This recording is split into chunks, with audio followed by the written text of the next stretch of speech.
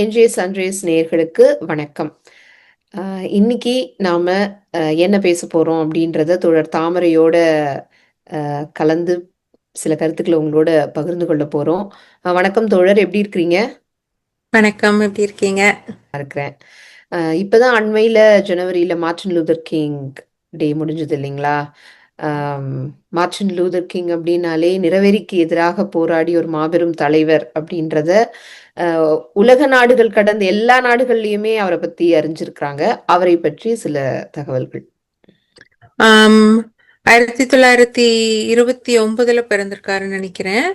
ஆம், ஆம், அமெரிக்காவில் அவர் ஆரம்பிச்சது ஒரு ரிலிஜியஸ் பர்சனாக ஆரம்பிச்சாரு. அவர் ஒரு பாஸ்டராக இருந்தார் ஒரு சர்ச்சில். பட் ரொம்ப ஆம், அமெரிக்க மக்களோட கருப்பின ஆப்பிரிக்க அமெரிக்க மக்களோட ஆம், உரிமைகள், அதாவது சிவில் ரைட்ஸ்க்காக பாடுபட்டவர்.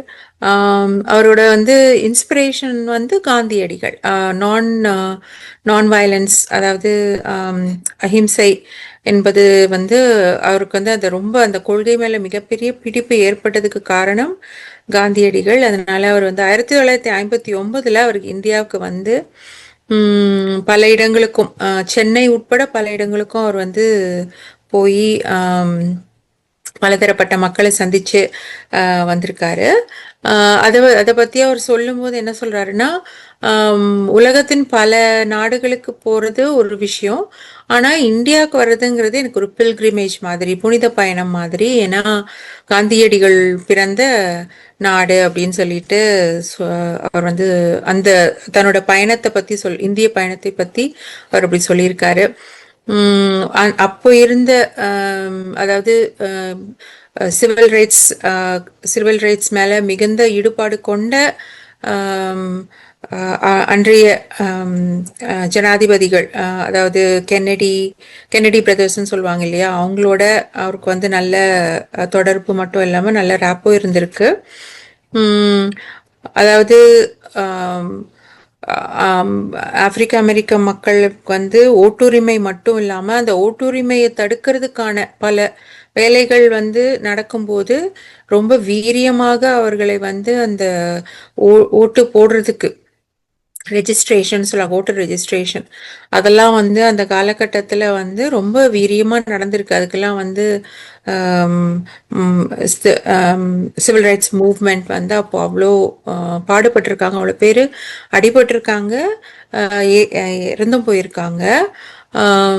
பல, அதாவது நம்ம மறைந்த செனட்டர் ஆடம்ஸ், அவர் அந்த செல்மா அந்த மார்ச் நடக்கும்போது அதில் அடிபட்டிருக்கு.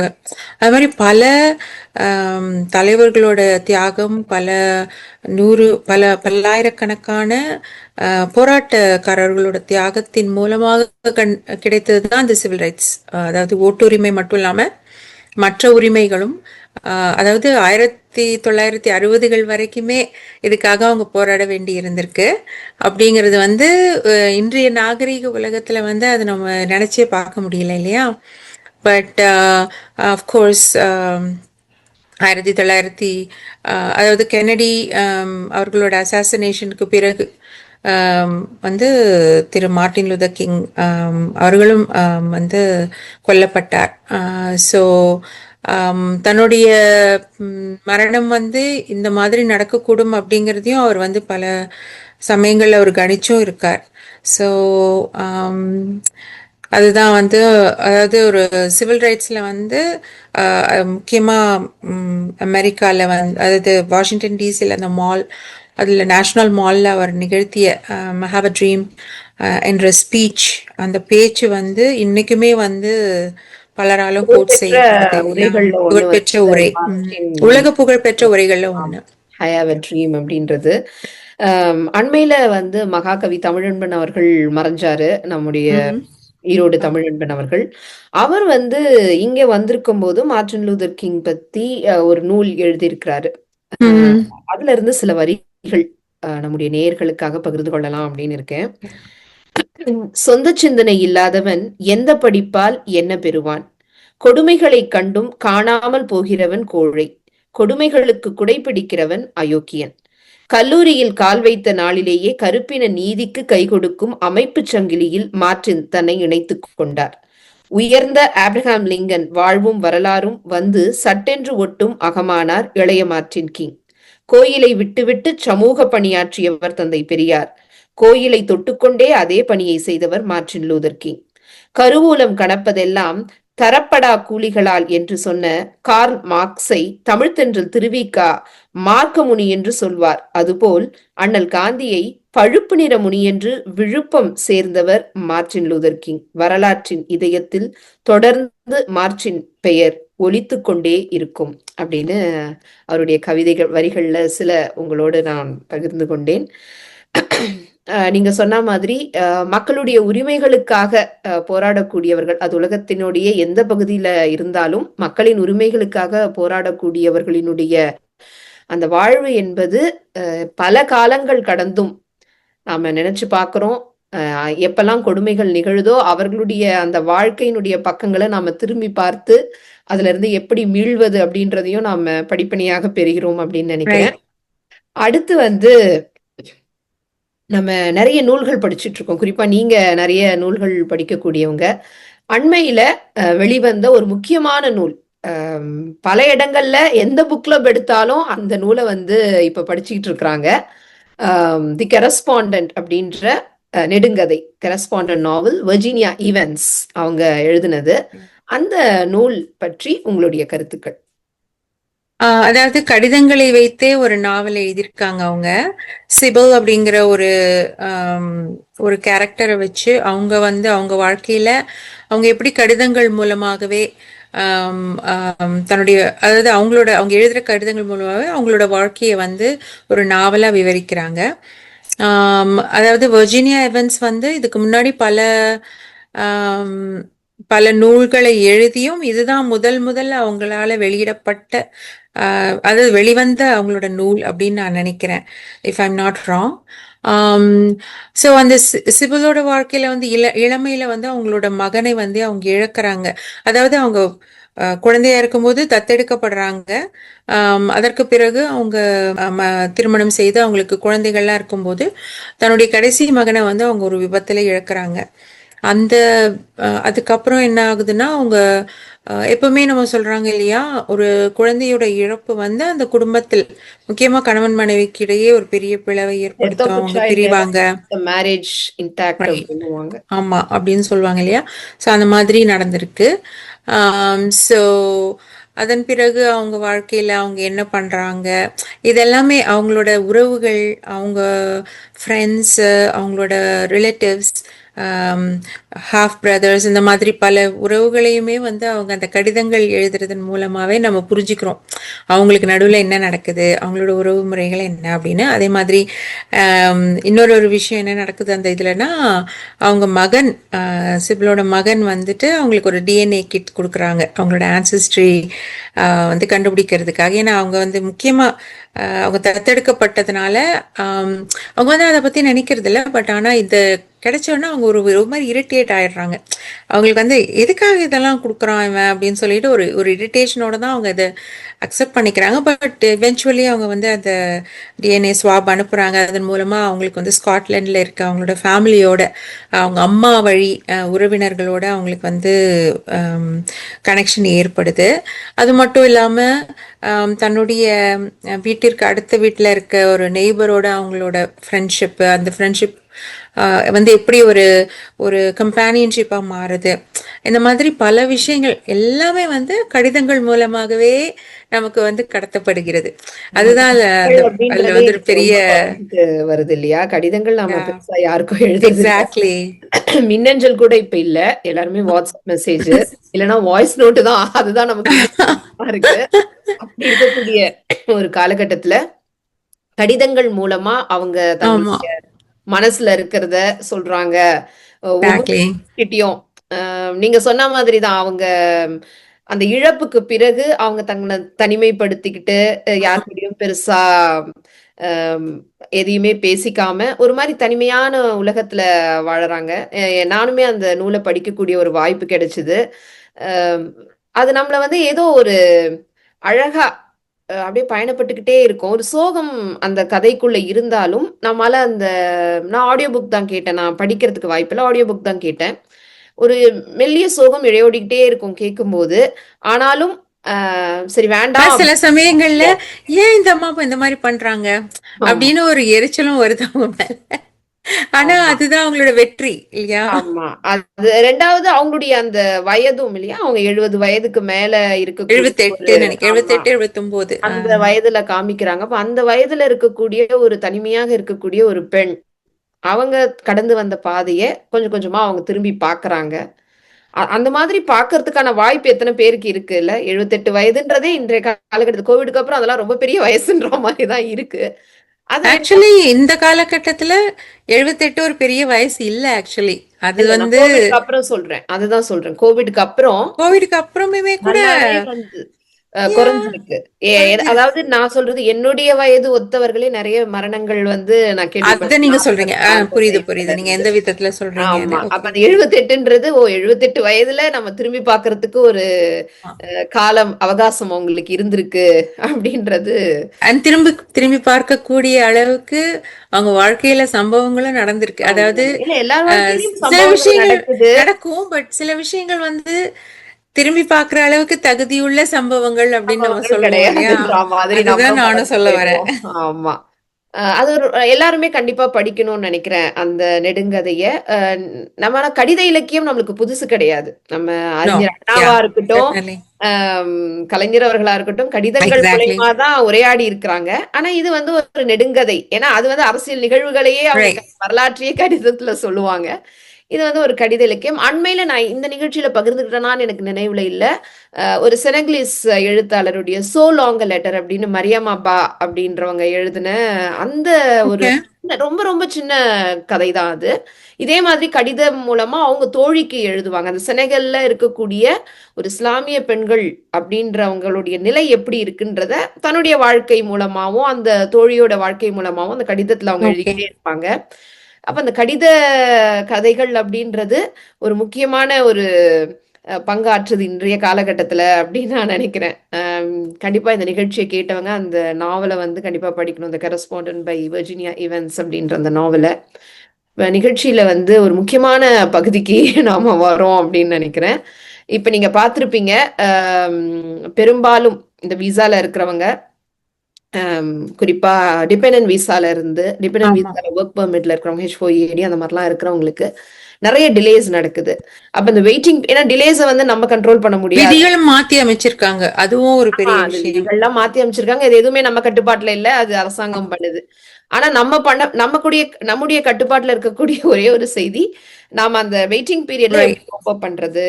ஏன்னா நெறைய ஃபோரம்ல வந்து இத பத்தி அவங்க நெறைய வீடியோக்கள் வருது. எப்படி டிலே ம். இருக்கு, இந்தியன்ஸ் வந்து எந்தெந்த இடத்துல ரைட். வந்து நீங்க பாதுகாப்பா இருக்கணும், எதெல்லாம் நீங்க பேப்பர்ஸ் எல்லாம் சரியா குடுக்கணும் அப்படின்னு வரும். ம். அது கீழ பார்த்தீங்கன்னா, நெறைய பேர் எனக்கு 10 மாசம் ஆகுது, 11 மாசம் ஆகுது. இன்னும் எனக்கு வந்து வொர்க் பெர்மிட் வரல அப்படின்னு சொல்லியிருப்பாங்க. பெண்டிங் எக்ஸ்டென்ஷன்ல இருக்கும்போது. So right. அந்த டிலே வந்து நம்மளால ஒண்ணும் பண்ண முடியாது. ஆனா நீங்க வெயிட் பண்ணும்போது, கண்டிப்பா அந்த மனம் வந்து தளர்ந்துராம, ம். பல நேரங்கள்ல நம்ம ஊர்ல இருந்திருக்கும்போது நமக்கான கனவுகள், நமக்கான பாதைன்றது கண்டிப்பா வேற மாதிரி இருந்திருக்கும். இங்க வரும்போது வேற வழியே இல்லாம நம்ம வேற பாதைக்கு மாத்திருப்போம். அந்த ஆமா. ஒரு ஜர்னியே அது ரொம்ப ஒரு சிரமப்பட்டு தான் நம்ம இழுத்துக்கிட்டு வரோம். சரி, வந்தாச்சு என்ன பண்றது? அதுக்கே கொஞ்சம் வருடங்கள் ரைட். ஆகுது. அதுக்கப்புறம் நமக்கு வொர்க் பெர்மிட் வந்து நாம ஒரு வேலையில போய் உட்கார்ந்தா, அது வந்து ஒரு சின்ன ஒரு கேப் அப்படின்னு வரும்போது, அது உண்மையிலேயே வந்து அந்த மனசு வந்து தளர்ந்து தான் போகும். ஏன்னா நெறைய ஃபினான்ஷியல் இதுவும் நமக்கு கமிட்மெண்ட்ஸும் இருக்கும் கரெக்ட். அந்த வேலைய நம்பி. அப்போ என்னுடைய சின்ன சின்ன அனுபவம், ஏன்னா ஒரு 2013ல இருந்து இப்போ வரைக்கும் ஒரு 13 ஆண்டுகள் இந்த வெயிட்டிங் பீரியட்லயே எனக்கும் போயிருக்கு நெறைய ரைட். ஆண்டுகள். யா. அப்ப நான் எப்படி கோப் அப் பண்ணேன் அப்படின்றது, நெறைய டிப்ரஷன் வந்திருக்கு. மன அழுத்தம் இல்லாம ரைட். இருக்காது. கண்டிப்பா இருக்கும்.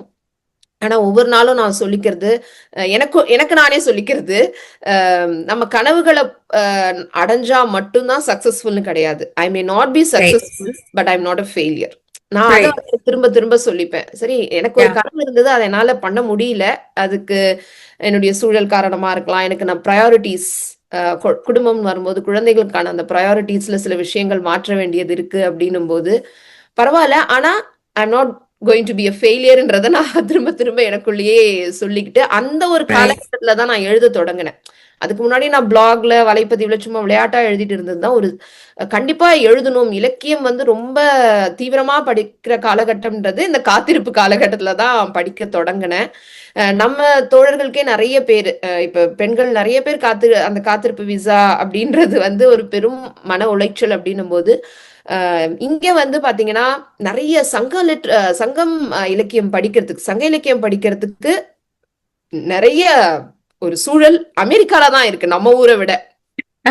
உங்களுக்கு தெரியும் ஹவாய்ல ரைட். இருந்து ஹவாய் தீவுகள்ல இருந்து வைதேகி அம்மா அப்படின்றவங்க தொடர்ந்து சங்க இலக்கிய ஆமா, வகுப்பு எனக்கு தெரியும். ஆமா, கேள்விப்பட்டிருக்கேன். அவங்களுடைய வகுப்புகள்ல நான் கலந்திருக்கேன். ஒரு 3 ஆண்டுகள் தொடர்ந்து படிச்சிருக்கேன். அது வந்து எனக்கு ஒரு நல்ல அடித்தளம் கொடுத்தது. ஓ, சங்க இலக்கியத்துக்குள்ள இவ்ளோ இருக்கு. நான் இதை கேட்கிறவங்களும் கண்டிப்பா லேர்ன் சங்கம் தமிழ் பை தமிழ் அப்படின்ற அந்த வெப்சைட்ல கூட நீங்க போய் ரைட். பார்க்கலாம். அந்த அம்மாவை வந்து நீங்க தொடர்பு கொண்டு அவங்க கிட்ட நீங்க படிக்கலாம். அது ஒரு பக்கம். இலக்கிய விருப்பம் உள்ளவர்களுக்கு எழுதலாம் நம்ம. நீங்க யுடிமி கோர்ஸ்ல சும்மா ஒரு $20 அந்த மாதிரி கோர்ஸ் எடுத்தா கூட அந்த கிரியேட்டிவ் ரைட்டிங் அப்படின்ற அந்த கோர்ஸ் எல்லாம் வந்து ரைட். ரைட். ரைட். நமக்கு வந்து எந்த அளவுக்கு உதவியா இருக்கும் எழுத்து துறையில அப்படின்னு நமக்கு தெரியும். இல்ல எனக்கு எழுதுறதெல்லாம் பிடிக்காது. ஆனா இங்க வந்து பக்கத்துல ஒரு நூலகத்துக்கு போலாம். நூலகத்துல வந்து இருக்கக்கூடிய அந்த வாலண்டியர் ரோல்ஸ் வந்து இங்க நிறைய இருக்கு. அதாவது நீங்க பணம் இருக்கிற ரோல்ல தான் நம்ம இருக்கக்கூடாது அந்த காத்துட்டு இருக்கும் போது. ஆமா. வாலண்டியர் ஜாப்ஸ் நூலகத்துல நீங்க பண்ணலாம்.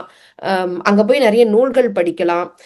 குறிப்பா நம்ம பக்கத்துல இருக்கவங்க கிட்ட கொஞ்சம் பேசலாம். அதாவது நான் இந்திய மக்களை தாண்டி பிற சமூக மக்கள் அப்படின்னு நான் ம்ஹும். ஏன்னா யா. நீங்க இந்திய மக்கள் கூடயே பேசிட்டு இருந்தீங்கன்னா ஏதோ ஒரு க்ளோஸ்டு இதுவா இருக்கிற மாதிரி சில ஆமா. நேரங்கள்ல தோன்றும். அப்ப அது நீங்க மட்டும் இல்லாம நீங்க மற்ற மக்களோட கலந்து நீங்க டிஃப்ரெண்ட் டைவர்ஸ் பீப்புளோட நீங்க கனெக்ட் பண்ணும்போது உங்களுக்கு வந்து நிறைய ஐடியாஸ் கிடைக்கும். ஐடியாஸ் கிடைக்கும், புதுசா வாய்ப்புகள் அவங்க ஐடியாஸ் மூலயமா கிடைக்கும். வந்து நிறைய டோர்ஸ் ஓபன் ஆகும். ஆமா. அந்த மாதிரி நம்ம பண்ணலாம். இன்னைக்கு வந்து ஒரு 20 வருஷத்துக்கு முன்னாடி இங்க அந்த பிரச்சனையில இருந்த பெண்கள விட நம்ம நிலைமை பரவாயில்லன்னு நினைக்கிறேன். ஏன்னா சமூக ஆமா, வலைத்தளங்கள் இன்னைக்கு கண்டிப்பா. நீங்க ட்விட்டர் கண்டிப்பா. எடுத்துக்கிட்டீங்கன்னா, இன்னைக்கு ட்விட்டர் ஸ்பேஸ்ன்றது ரொம்ப முக்கியம். நிறைய பெண்கள் அதை ம். பயன்படுத்துறாங்களான்னு எனக்கு தெரியல. நீங்க ஏதோ ஒண்ணு படிக்கிறீங்களா, எதை பத்தியோ பேசணும்னு நினைக்கிறீங்கன்னா கூட நீங்களே உங்க ஐடியில போய் ட்விட்டர் ஸ்பேஸ ஹோஸ்ட் பண்ணிட்டு நீங்க பேசலாம். யா, எக்ஸாக்ட்லி. நாளடைவுல கடந்த உடனே உங்களுக்கு வந்து ஒரு அதை ஒரு கேட்பதற்கான நேயர்கள் எஸ், உருவாகுறாங்க. டெஃபினெட்லி. அதெல்லாம் நீங்க என்ன படிச்சிருக்கீங்களோ அதை பகிர்ந்துக்கலாம். இல்ல உங்களுக்கு என்ன தோணுதோ, இப்ப நீங்க கிளப் ஹவுஸ் பக்கம்லாம் போனீங்கன்னா ஒரு 4-5 பேர் தான் உட்கார்ந்து தொடர்ந்து பேசிக்கிட்டு இருப்பாங்க. ஓ அது யா. நாளடைவுல வந்து கொஞ்சம் கொஞ்சமா அதிகமா ஒரு கூட்டம் சேருது. சில ரூம்ஸ் எல்லாம் அவங்க வந்து அந்த மாதிரி லிமிட்டட் மக்களை தான் அவங்க அனுமதிக்கிறாங்க. ஸோ தட் அவங்க இந்த மாதிரி ஒரு நல்ல கிரியேட்டிவான கான்வர்சேஷனை இது பண்ண கண்டிப்பா. முடியும், போஸ்ட் பண்ண முடியும். அதனால ஸோ யா, அதனால அது டெஃபினெட்லி. எவ்வளவு நாள் ஆகும்ன்றது நம்மளால அதை உறுதியா சொல்ல முடியல அப்படின்னும் பொழுது நம்ம வந்து உங்களுடைய உடற்பயிற்சி சார்ந்த செய்திகள் இப்ப காலையில நம்ம வந்து புதுசா ஏதாவது கோர்ஸ் பண்ணலாம், ஷார்ட் டேர்ம் கோர்ஸ். இல்ல நான் ஸோ இது தட் என்ன உங்களுக்கு பிரச்சனைனா நம்ம வந்து இந்த விசாக்கு காத்துட்டு இருக்கிறோம்ல, அந்த நேரத்துல வந்து நம்ம கிட்ட கையில காசு தனியா வர இருக்காது. அது இன்னும் அதனால கரெக்ட் அது தான். ஒரு பட் ஆனா பிரச்சனை இருக்கும். ஒரு ஒரு குறிப்பிட்ட சின்ன அமௌண்ட்ல உங்களால ஒரு சின்ன ஷார்ட் டேர்ம் கோர்ஸ் பண்ண முடியும் அப்படின்னு நினைச்சீங்கன்னா அது பண்ணலாம். ஏன்னா கம்யூனிட்டி காலேஜஸ்லாம் வந்து நிறைய கம்யூனிட்டி காலேஜ் கோர்சஸ் அந்த ரொம்ப மாதிரி இருக்கும். எக்ஸ்பென்சிவ் தோழர். நீங்க வந்து அந்த காசு கூட இல்லாம தான் நம்ம வச்சுக்கோங்க. இங்கே வந்து அந்த அளவுக்கு, அதாவது இல்ல பர் கிரெடிட்டே வந்து இப்போ ஃபார் உங்களுக்கு எக்ஸாம்பிள் ஸ்பானிஷ் $30-$40 கொடுக்குங்க. அந்த மாதிரி கிளாஸஸ் அட்டன் பண்றதுக்கு அந்த அளவுக்கு இங்க காசு கிடையாது. மேபி டிஃப்ரெண்ட் நீங்க மேபி டிஃப்ரெண்ட் நீங்க ஆகலாம். சிட்டிசனா இருந்தா வேற. ஆனா when you are நான் citizen you have to pay little bit expensive. நான் பார்த்த வரைக்கும். ஓ அப்படியா? ஆமா. எனக்கு வந்து ஜஸ்ட் நீங்க ரெசிடென்ஸ் தான் அங்க வந்து பாக்குறாங்க, சிட்டிசன்ஷிப் பாக்குறாங்கன்னு எனக்கு தோணல. But maybe different states different different ரூல்ஸா ஸ்டேட்ஸ் இருக்கலாம். இருக்கலாம். ஆனா நான் இங்க என்னோட வர்ஜீனியால ஏன்னா நான் இங்க வெயிட் பண்ணும்போது நான் அதை பண்ணியிருக்கேன். நீங்க சொல்றது வந்து 10 வருஷத்துக்கு முன்னாடி 10 வருஷம் ரைட். முன்னாடி அதெல்லாம் இப்ப இல்லவே இல்லை. இப்ப வந்து ஓகே, ஓகே. பயங்கரமான ஒரு இதுல இருக்கு. சோ முடிஞ்சவங்க கண்டிப்பா கம்யூனிட்டி காலேஜஸ்ல போய் Yes, அத definitely. இது பண்ணலாம். ஆனா நீங்க காசு செலவு இல்லாம அதே நேரத்துல உங்க மனசை வந்து விட்டுறாம வச்சுக்கணும் அப்படின்றதுதான் ரொம்ப முக்கியம். ஏன்னா Yeah. இந்த இது வந்து உங்களுக்கு பினான்சியல் கன்ஸ்ட்ரைன்ஸ் நிறைய இருக்கும். Yeah. இருந்தாலும் நீங்க எழுத்து பயணமா இருக்கலாம், இல்ல படிக்கிறதா இருக்கலாம், இல்ல தோழிகள் கூட பேசுறதா இருக்கலாம். ஆனா எல்லாமே ஓரளவுக்கு புரொடக்டிவா வச்சுக்கோங்க. 2வது இந்த மாதிரி என்ன சொல்றது? வெளியில போய் வேலை பார்க்கக்கூடிய வாய்ப்பு இல்லாம கொஞ்ச நாள் இருக்கும்போது, ரொட்டீன்ல இருக்கிறது ரொம்ப முக்கியம். யா. அதாவது ஏன்னா இல்லன்னா அந்த ரொட்டீன் இல்லன்னா, நம்ம மனசு வந்து அப்படியே கொஞ்சம் இதுவாகும். காலையில இத்தன மணிக்கு எழுந்துக்கிறோம், இந்த உடற்பயிற்சி செய்றோம், அதுக்கப்புறம் இந்தந்த வேலைகள், அப்புறம் இத படிக்கிறது. அப்படின்னு ஏதோ ஒண்ணு. அந்த ரொட்டீன வந்து கொஞ்சம் கடைபிடிக்கிறது கஷ்டமா தான் இருக்கும். ஏன்னா வீட்லயே இருக்கிறோம் அப்படின்னும்போது அந்த ரொட்டீன்குள்ள யா. போவான. ஆனா வேற வழியே இல்ல. ரொட்டீன்குள்ளேயே இருந்தா, நம்ம கொஞ்சம் நம்முடைய மனச வந்து பாதுகாத்துக்கலாம். இது சின்ன சின்ன டிப்ஸ். ஏன்னா என்னுடைய அனுபவத்துல இருந்து நான் சொல்றது. ஆம், சில அதாவது என்ன சொல்றது, ஆம், மருத்துவமனைகள் மாதிரி இடங்கள்ல கூட வாலண்டியர்ஸ் வந்து நிறைய தேவைப்படுவாங்க. ம், ம். அங்கெல்லாம் கூட நீங்க வந்து சிகிச்சை நடைபெறக்கூடிய இடத்துல தான் நீங்க இருக்கணும்னு அவசியம் இல்லை. வாலண்டியர்ஸை வந்து முக்கியமா அவங்க எதுக்கு யூஸ் பண்ணுவாங்கன்னா, இன்னும் வரவங்களை கிரீட் பண்றது, ம். அந்த மாதிரி விஷயங்களுக்கு தான் வாலண்டியர்ஸ் யூஸ் பண்ணுவாங்க. ஆனா வந்து பாத்தீங்கன்னா, வாலண்டியர்ஸ் வந்து கட்டணம் இல்லா அதாவது சாரி சம்பளம் இல்லாத வேலை பார்க்குறவங்க அப்படின்றதுனால அவங்கள அதிக நேரம் அவங்களுக்கு வந்து வேலை பார்க்க மாட்டாங்க. தரம் வேலை கொடுக்க மாட்டாங்க. அதிகபட்சம் 4 மணி நேரம் தான் அவங்க வந்து ஒரு வாரத்துல 4 மணி நேரம், ஒரு வாரத்துல 6 மணி நேரம், அவ்வளவுதான். அது ஒரு வாரத்துக்கே. ஸோ நீங்க அதை கூட ஒரு ருட்டீனா கூட எடுத்துக்கலாம். ஆமா. மண்டே அண்ட் வெனஸ்டே நான் இதை பண்ண போறேன், அந்த மாதிரி. அதாவது சில பேருக்கு மருத்துவமனைகள் பிடிக்காது, பட் அந்த மாதிரி ஆமா. இது ஒரு ஒவ்வாமை நல்ல இது. இல்லாதவங்க. ஏன்னா எனக்கு தெரிஞ்சது வந்து நூலகம் அது. நீங்க மருத்துவமனையும் அங்கேயுமே ம்ஹும். வாலண்டியர் ரோல்ஸ் தேவைப்படுதுன்றீங்க. ஆமா, நிறைய வாலண்டியர்ஸ் மருத்துவமனைகள்ல தேவைப்படுறாங்க. இப்போ அரிசோனால பாத்தீங்கன்னா ரிட்டையர் ஆறவங்க எல்லாருமே வந்து ஒரு மருத்துவமனையில ஒரு வாலண்டியரா இருக்காங்க.